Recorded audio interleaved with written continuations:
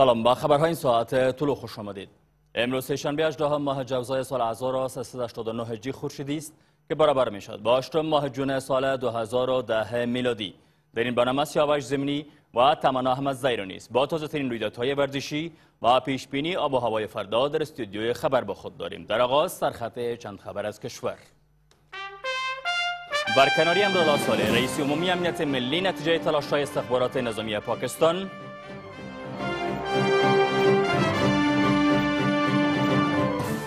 کشته شدن 10 سرباز خارجی در بخش‌های گوناگون در افغانستان.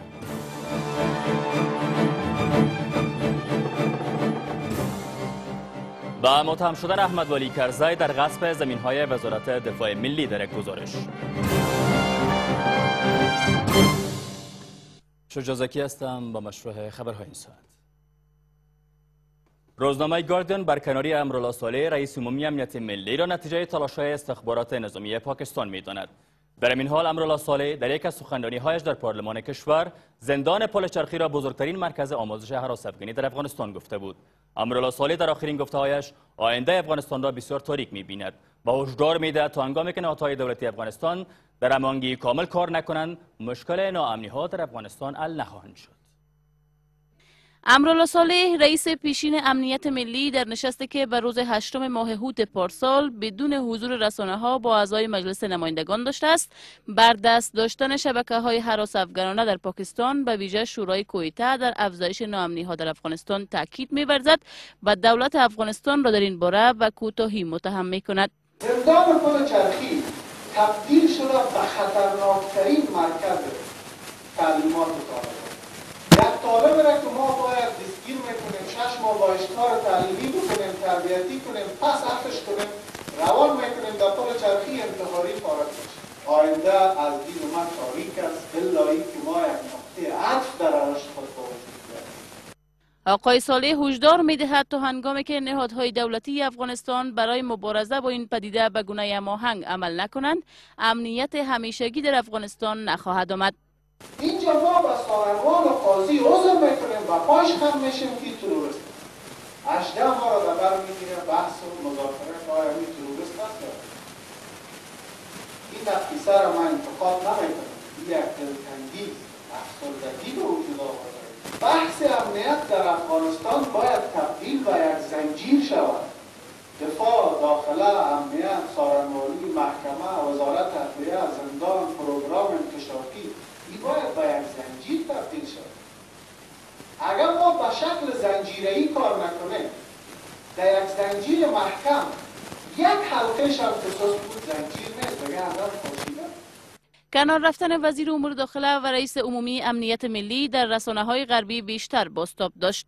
چنان که روزنامه نیویورک تایمز به انتقاد شماری از آگاهان می‌پردازد و این تصمیم رئیس جمهور کرزی را یک تصمیم عجولانه می‌داند. این آگاهان به نیویورک تایمز گفتند که کنار رفتن این دو مقام امنیتی نشان دهنده آن است که رئیس جمهور باورش را بر نزدیکترین افراد حکومتش نیز از دست داده است. نیروی خارجی در افغانستان دیروز سنگین‌ترین تلفات را در ماه‌های اخیر متحمل شدند. در خشونت‌های دیروز در بخش‌های گوناگون کشور 10 سرباز خارجی کشته شدند که 5 تن آنان آمریکایی بودند. بیشترین تلفات برخواسته از انفجار بم‌های کنار جاده گفته شدند. انفجار یک بم کنار جاده بر روز دوشنبه در حال 5 نظامی آمریکایی را در شرق افغانستان کشت که 5 سرباز دیگر خارجی هم در بخش‌های دیگری از کشور در رویدادهای از پا درآمدند. از سوی هم گروهی از انتحار کنندگان بر مرکز آموزشی پلیس در ولسوالی دامان ولایت کندهار حمله کردند، اما این رویداد تلفات به دنبال نداشت. هرچند همزمان با این رویدادها نیروهای کانادایی در کندهار گفتند که به روستایی در نزدیکی مرکز این ولایت رسیدند که مخالفان مسلح دولت در آن نفوذ کامل دارند. این فعالیت نیروهای کانادایی بخشی از عملیات کندهار که از چند بدین سو مورد بحث است دانسته می شود. بزرگترین چالش در برابر ما و نیز تلاش‌های ما برای محافظت از غیر نظامیان نگرانی از فعالیت‌های هراس افغانان است. پس ما نباید از این که کسانی ما را به گونه مستقیم زیر آتش می‌گیرند و یا بر سر راه ما مواد منفجر شونده جاسازی می‌کنند نگران باشیم. یک روز پیش از این انفجار یک بم کنار جاده در ولایت کندهار یک نظامی کانادایی را کشت که با این رویداد شمار تلفات نظامیان این کشور در افغانستان به 147 تن رسید. در حال حاضر بیش از 2800 نظامی کانادایی در افغانستان حضور دارند که بیشترشان در ولایت کندهار جابجاستند. یک گزارش وزارت دفاع ملی احمد ولی کرزی را به غصب زمین‌های این وزارت متهم می‌کند. این گزارش نشان می‌دهد که برخی از زمین‌های وزارت دفاع ملی در ولایت کندهار از سوی احمد ولی کرزی و شمار از هوادارانش غصب شدند. در این حال احمد ولی کرزی این اتهامات را بی بنیاد می‌داند. بر بنیاد یک گزارش وزارت دفاع ملی که یک نسخه آن به دست تلویزیون طلوع رسیده است، بسیاری از زمین‌های این وزارت از سوی احمد ولی کرزی و نزدیکانش غصب شدند. بر بنیاد این گزارش زمین‌های چمن ادراک در ولسوالی دند، زمین‌های شیر سرخ، زمین‌های فامیلی‌های غند 466، زمین‌های لوای 234 ممر، زمین‌های کوبی، ملکیت‌های ساختمانی وزارت دفاع، فامیلی‌ها و زمین‌های ریاست ساختمانی، فامیلی‌های غند 66 دافع هوا، فامیلی‌ها و زمین قول اردوی پیشین، بلاک‌های میدان هوایی، زمین‌ها و تأسیسات لوای 92 راکت، باغ قشله جدید و غند 91 توپچی از سوی احمد ولی کرزی و برخی از کسانی که از سوی وی حمایت می‌شوند غصب شدند. در این گزارش همچنان از امیر لالی، ملا عبدالباری، دگروال محمد مامک معاون قطعه تأسیسات، بسم الله خان فرمانده پلیس ولسوالی پنجوایی، تحویلدار و سلیم نیز یاد شده است که ملکیت‌های وزارت دفاع را غصب کردند. اما احمد ولی کرزی این ادعاها را رد می‌کند و می‌گوید که این اتهامات سیاسی است. همه اتهامات سیاسی است.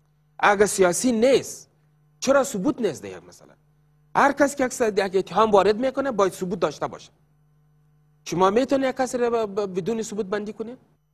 در این گزارش آمده است که 10 محل از ملکیت‌های وزارت دفاع ملی بر بنیاد یک فرمان رئیس جمهور کرزی در سال 1383 تمام جایدادهای قلوردوی نمبر 2 به شهرداری قندهار سپرده شود که از جمله 2022 جریب زمین قماندانی که حفظ تأسیسات جنوب غرب بوده و در بدل آن بر بنیاد حکم رئیس جمهور به شهرداری قندهار هدایت داده شده بود تا این زمین‌ها به قلوردوی 250 تسلیم داده شود، ولی تاکنون این زمین‌ها به آنها داده نشده است. پیش از این لوی سارنوالی دست داشتن احمد ولی کرزی برادر رئیس جمهور کرزی را در غصب زمین در کندهار رد کرده و گفته بود که اسناد موثق در این باره وجود ندارد.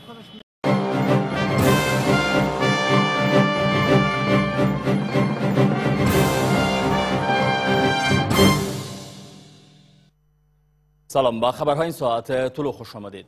امروز سه‌شنبه 18 ماه جوزای سال 1389 هجری خورشیدی است که برابر می شد با 8 ماه جون سال 2010 میلادی.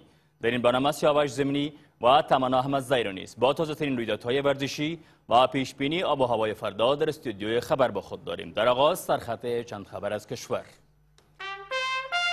برکناری امرالله صالح رئیس عمومی امنیت ملی نتیجه تلاش‌های استخبارات نظامی پاکستان.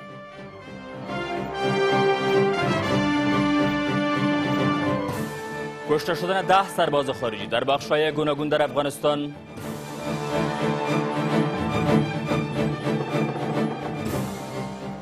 و متهم شدن احمد ولی کرزی در غصب زمین‌های وزارت دفاع ملی در یک گزارش. شجاع زکی هستم با مشروع خبرهای این ساعت. دفتر چرخی انتحاری فارغ شد. آینده از دین من تاریک است، الا اینکه ما یک نقطه عطف در رشد خود آقای صالح هشدار می‌دهد تا هنگامی که نهادهای دولتی افغانستان برای مبارزه با این پدیده به گونه هماهنگ عمل نکنند، امنیت همیشگی در افغانستان نخواهد آمد. اینجا ما با سارنوال و قاضی عذر میکنیم و پاش خم میشیم که تروریست 18 ما را در بر میگیره بحث و مذاکره که آیا این تروریست هست. این نقیصه را من انتقاد نمیکنم، این یک دلتنگی افسردگی به وجود آورده. بحث امنیت در افغانستان باید تبدیل به یک زنجیر شود. دفاع، داخله، امنیت، سارنوالی، محکمه، وزارت عدلیه، زندان، پروگرام انکشافی، این باید به یک زنجیر تبدیل شود. اگر ما به شکل زنجیره‌ای کار نکنیم، در یک زنجیر محکم یک حلقه شم خصوص بود زنجیر نیست، بگه اندر خوشیده. کنار رفتن وزیر امور داخله و رئیس عمومی روزنامه گاردین برکناری امرالله صالح رئیس عمومی امنیت ملی را نتیجه تلاش‌های استخبارات نظامی پاکستان می‌داند. در این حال امرالله صالح در یک از سخنرانی‌هایش در پارلمان کشور زندان پل چرخی را بزرگترین مرکز آموزش هراس افغانی در افغانستان گفته بود.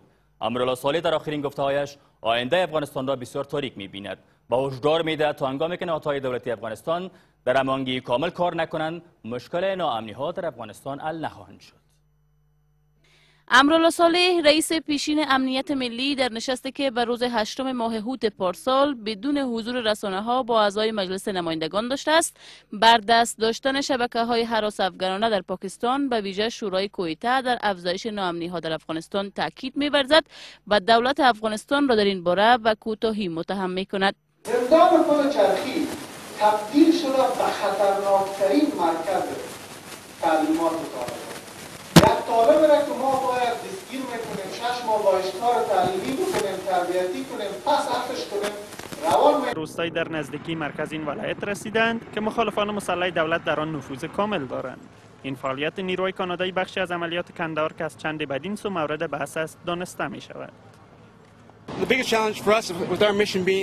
بزرگترین چالش در برابر ما و نیز تلاش‌های ما برای محافظت از غیر نظامیان نگرانی از فعالیت‌های هراس افغانان است. پس ما نباید از این که کسانی ما را به گونه مستقیم زیر آتش می‌گیرند و یا بر سر راه ما مواد منفجر شونده جاسازی می‌کنند نگران باشیم. یک روز پیش از این انفجار یک بم کنار جاده در ولایت کندهار یک نظامی کانادایی را کشت که با این رویداد شمار تلفات نظامیان این کشور در افغانستان به 147 تن رسید. در حال حاضر بیش از 2800 نظامی کانادایی در افغانستان حضور دارند که بیشترشان در ولایت کندهار جابجاستند. یک گزارش وزارت دفاع ملی احمد ولی کرزی را به غصب زمین‌های این وزارت متهم می‌کند. این گزارش نشان می‌دهد که برخی از زمین‌های وزارت دفاع ملی در ولایت کندهار از سوی احمد ولی کرزی و شمار از هوادارانش غصب شدند. در این امنیت ملی در رسانه‌های غربی بیشتر بازتاب داشت، چنان که روزنامه نیویورک تایمز به انتقاد شماری از آگاهان می‌پردازد و این تصمیم رئیس جمهور کرزی را یک تصمیم عجولانه می‌داند. این آگاهان به نیویورک تایمز گفتند که کنار رفتن این دو مقام امنیتی نشان دهنده آن است که رئیس جمهور باورش را بر نزدیکترین افراد حکومتش نیز از دست داده است. نیروی خارجی در افغانستان دیروز سنگین‌ترین تلفات را در ماه‌های اخیر متحمل شدند. در خشونت‌های دیروز در بخش‌های گوناگون کشور 10 سرباز خارجی کشته شدند که 5 تن آنان آمریکایی بودند. بیشترین تلفات برخواسته از انفجار بم‌های کنار جاده گفته شدند.